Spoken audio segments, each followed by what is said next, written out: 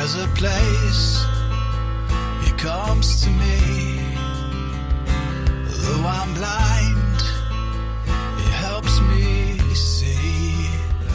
Though I see dimly in this place, one day I'll see him face to face. This is Kurt Kaikkonen, pastor of Calvary Chapel, Waterford, at your neighborhood church. Today on Face to Face, we'll be in the book of Exodus. So grab your Bibles and let's get started. If you want to hear this complete message in its entirety, go to yourneighborhoodchurch.com, where you can download Your Neighborhood Church app at the App Store. So last week we studied Moses' first 40 years of life, the story of his salvation and his upbringing in Egypt, where God poured everything good in Egypt into him. It was a true rags to riches story, and it ends up all being thrown away and going back to rags again. And so now, fleeing from Pharaoh, we start Moses' second 40-year period, with Moses ending up sitting at a well in Midian, which is located in Saudi Arabia, which is east of the Gulf of Aqaba. And a well is where you would go to meet people of the local area. So it's kind of like their Starbucks, and everybody, they went there. And so now Moses, he sits there and he's contemplating that he has no life and he has no future and he has no plans. And then Moses, he sees a bunch of girls being harassed by a bunch of shepherd boys. And it doesn't really say how these girls were being harassed, but it may be that the boys were taking their water that they drew for themselves and watering their own sheep. But whatever it was, Moses is still the kind of person that hates to see people oppressed, because that's just part of his nature. He doesn't like to see people treated wrongly. But now he's not defending a Hebrew slave from being beat to death, but a bunch of girls from a bunch of bullies. And you see, these girls, they don't try to get to know Moses at all. They think he's Egyptian because Moses, he's all dressed like an Egyptian. So all they know is that he's not local, that he's not from around there, because he's not dressed like a shepherd at all. And so he looks kind of like a city boy. He's fancy. And it does sound like Moses, that he's being a little bit flirty, watering all these girls' sheep and doing all their work. But you have to realize, Moses, he's alone now, and he's going to have to join up with somebody somewhere, because he can't live alone forever, and he can never go back to Egypt because he's burned all his bridges. And so this kind of reminds me of the O.J. Simpson story, where he started poor and he made it to the top of the world, and then he murdered some people and he threw his whole life away. And these girls here, they didn't invite Moses home, and you wonder why they didn't, because their own father didn't understand why they didn't invite him home. Because those girls, they knew that Moses, he was a stranger, not from around there, and he delivered them from those bad shepherd boys, and then he did all their work, and then you still don't invite him home for a sandwich. And the only reason the father found out is because these girls, they got home early. And so it kind of sounds like these shepherd boys had been harassing them for a long time, and that this was a regular thing. So Raul, the father's girl, he sends those girls back and invites Moses home for dinner. And so to me, these girls, they kind of seem like they're a bunch of teenagers. They just wanted to get home and lay around the tent and maybe paint their nails or whatever they did back then. Maybe they went out to go play softball. But it must have been hard for the father of 7 young women, who may not be old enough to marry, but they're old enough to tend sheep. So to me, this really sounds like a bunch of teenagers. But these 2 men, Moses and Raul, they get along real well. And we'll see throughout this whole book that they have a lot of mutual respect for each other. And you'll see this all throughout their relationship. But here Moses, he has nowhere to go. And so Raul, he invites him to be a part of his family. And he gives Moses his daughter, Zipporah, as a wife. And Zipporah means a small bird, like a warbler or a twitterer. And then he makes Moses his son-in-law. And so I imagine he probably gave Moses the daughter he got along with best, because they would be living with him for a long time. because the other girls, they'd be getting married and they'd be going off and leaving home eventually. And so now Moses, he's like his own son. And I would imagine it would have been great to have Moses around because Moses knew so many things. You really couldn't have had a more interesting person living in your home. It's kind of like having the champion of Jeopardy, that game show, living in your house. Because Moses, he knew everything. So Moses is not the kind of guy you want to play Trivial Pursuit with. And Moses, he liked living there. And it says he was content. But we do kind of get an understanding of what's going on in Moses' heart. And we get that by what he names his son, Gershom, which means, I have been a stranger in a foreign land. So Moses, he still feels like a stranger here, and he misses his own people. So this really isn't the life that Moses wanted to live. But Moses doesn't really ever see it changing, and he's settled there. And though he's content, he's not fulfilled. And Moses is there for a long time, because just between these two verses, between verse 22 and 23, it's been another 40 years. So for 40 years, Moses has been in the wilderness, and he's been on the backside of the desert. And I believe that this kind of wilderness experience called the backside of the desert is something that all of us as God's people have to go through.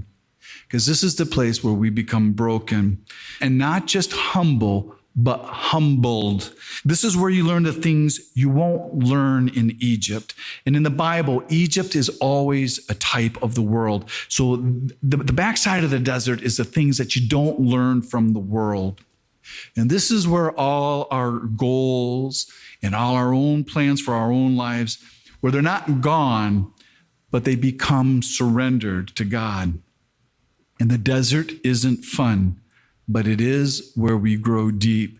And it's where God takes away things, and then he puts new things in us, things that we could get no other way. And so Moses, he learns things in the desert. And even though he doesn't really know it, and even though he thinks right now his life is being a waste, but what he learns is he learns how to live in a desert wilderness. So he lives like the Bedouins. He learns how to live in a tent. He learns where all the wells of water are and how to find them. And he knows where sheep can graze, where there's not places to graze sheep.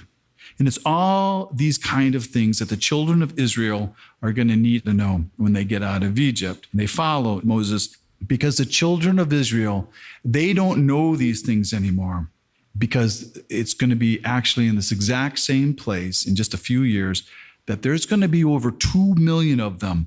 And all the children of Israel, they've never lived like this for about 400 years since Jacob left Canaan, where he lived in tents.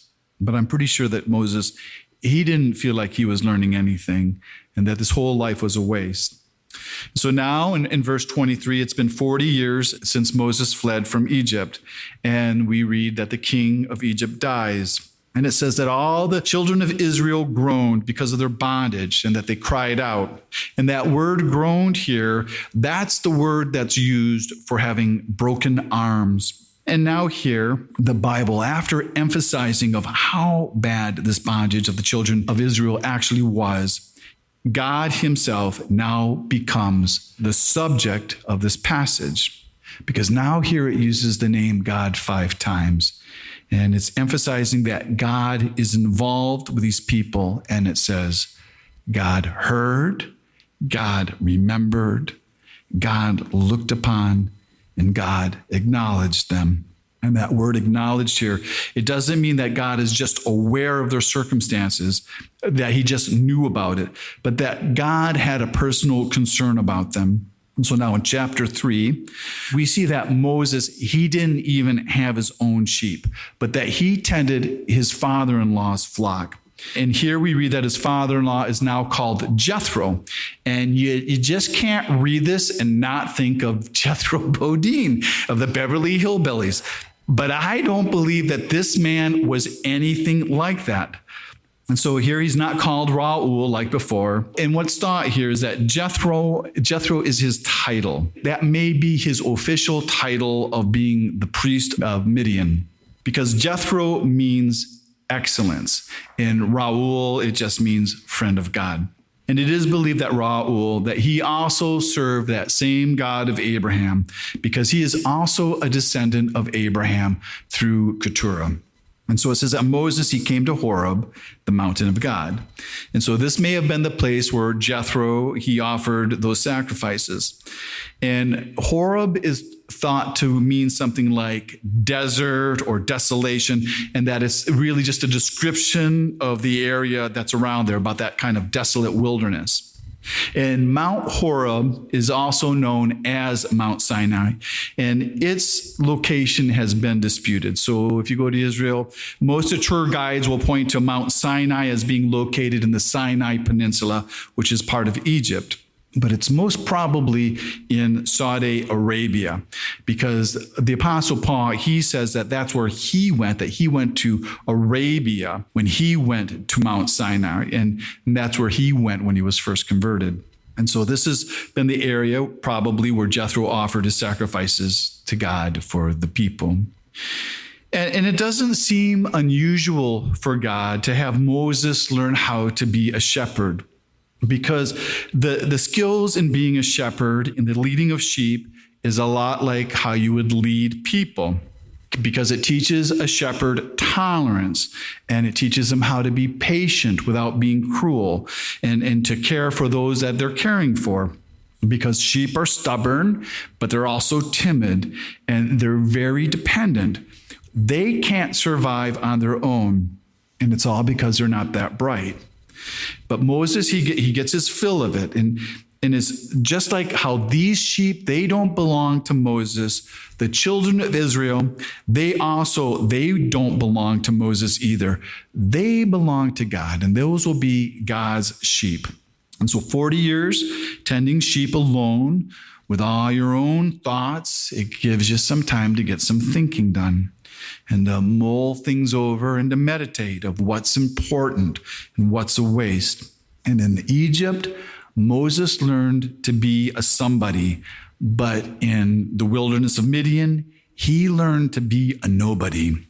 And so his mind, it probably often traveled back to Egypt and to those slaves and to their oppression.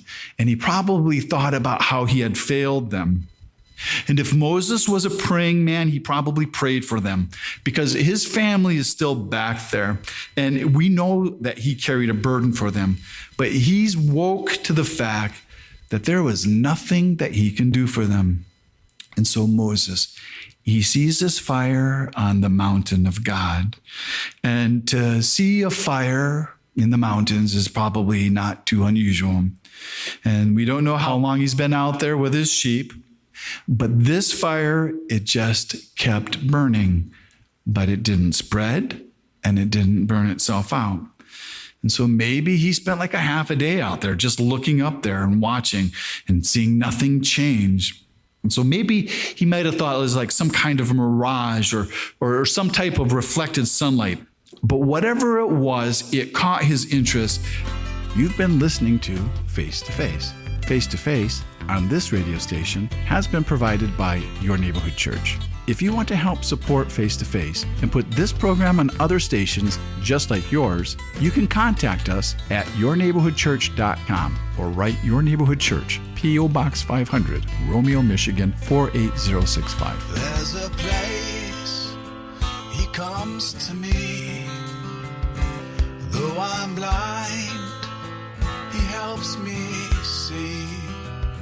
Though I see dimly in this place, one day I'll see him face to face. Tune in again tomorrow at this same time as we continue to go through the Bible.